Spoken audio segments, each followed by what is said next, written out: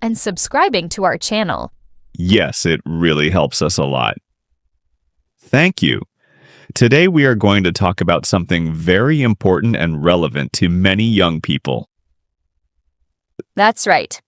We are going to discuss how social media affects Generation Z, the young people born between 1997 and 2012. This is a serious topic, Kate. Social media is everywhere now. Instagram, TikTok, Facebook, Twitter, Snapchat. Everyone is using these apps. Yes, and while social media can be good for connecting with friends and learning new things, it also has many negative effects, especially on young people. So, Kate, do you use social media a lot? I do use it, but I try to limit my time. Maybe 1 or 2 hours per day. What about you, Martin? I used to spend 4 or 5 hours every day scrolling through my phone.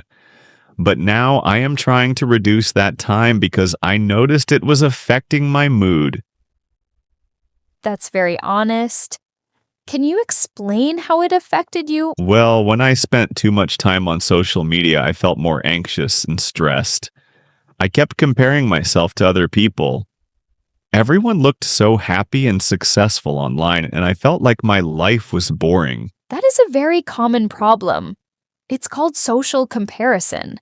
When we see other people's perfect photos and videos, we forget that they are only showing the best parts of their lives. Exactly. Nobody posts about their bad days or their failures. They only post the highlights. This creates an unrealistic picture of life. And for Gen Z, this is especially difficult because they grew up with social media. It has always been part of their lives. They don't remember a time before smartphones and Instagram. That's a good point. For older generations, we remember life without social media.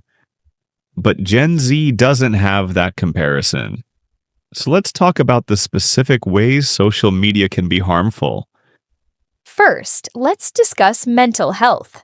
Studies show that heavy social media use is linked to depression and anxiety in young people.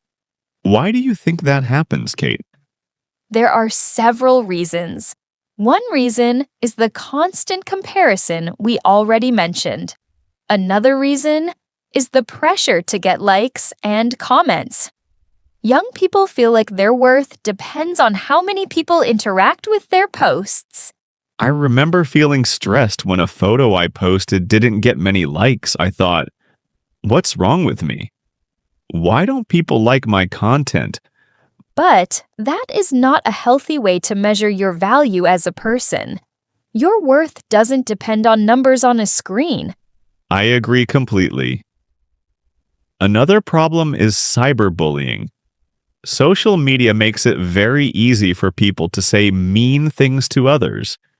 Yes, cyberbullying is a huge issue. In the past, if someone was bullied at school, they could go home and feel safe. But now, with social media, the bullying follows them everywhere on their phone. That must be terrible for young people. They cannot escape it.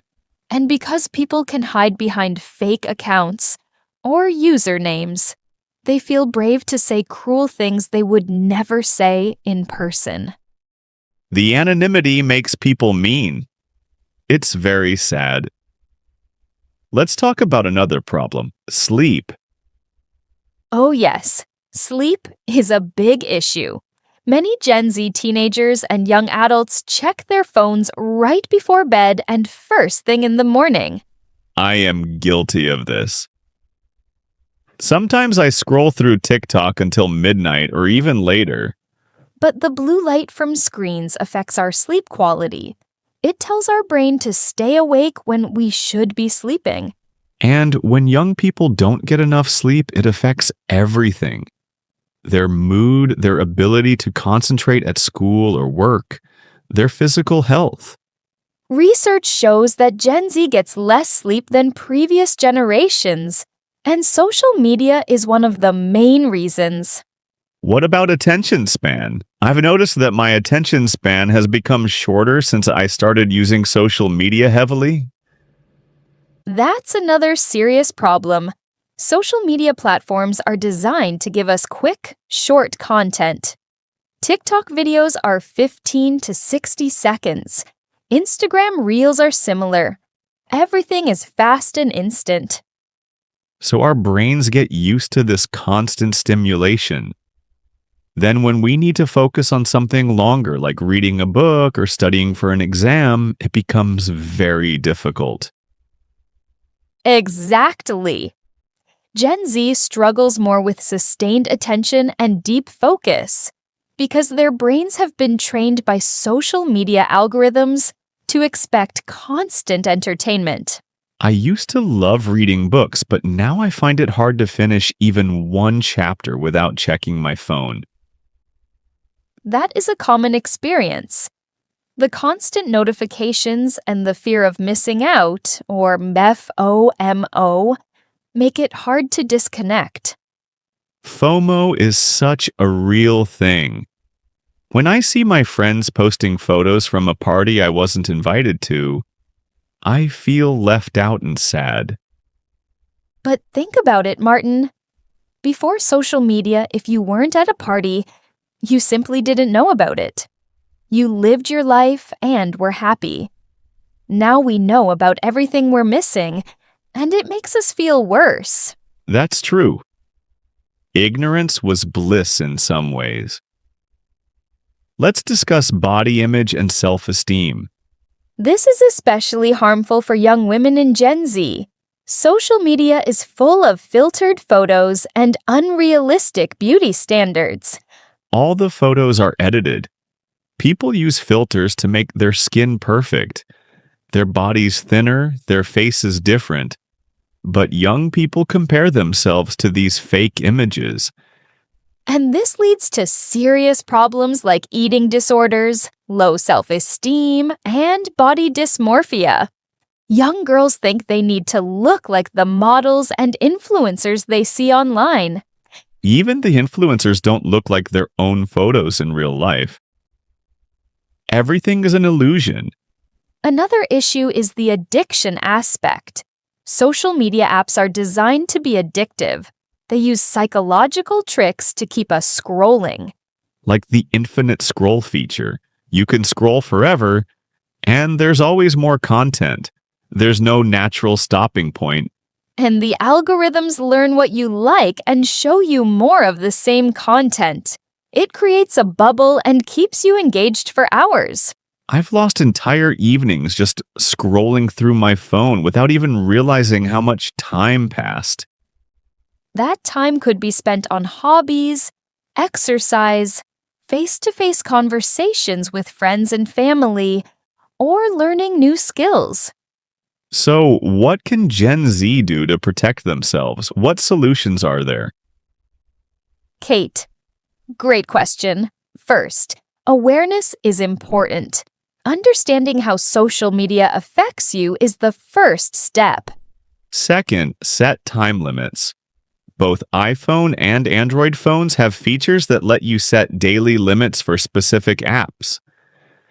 I use that feature. When my time is up, the app locks and I can't use it anymore for that day. Third, take regular breaks. Maybe one day per week, don't use social media at all. Have a digital detox day. Turn off notifications so you're not constantly distracted by pings and buzzes from your phone. And remember that what you see online is not reality.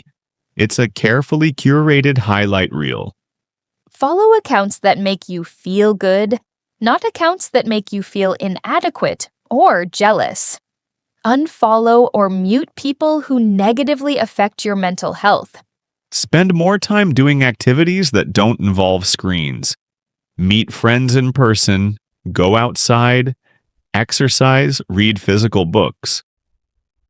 These are all excellent suggestions. The key is balance. Social media isn't completely evil, but it needs to be used mindfully and in moderation. Especially for Gen Z who have grown up with it. and don't know any different. They need to learn healthy habits now. Parents and educators also have a role to play in teaching young people about responsible social media use. Absolutely. Well, Kate, I think we've covered the main points about how social media can harm Gen Z. We talked about mental health issues like anxiety and depression, cyberbullying, sleep problems, reduced attention span, FOMO, body image issues, and addiction. But we also discussed solutions and ways to use social media more healthily.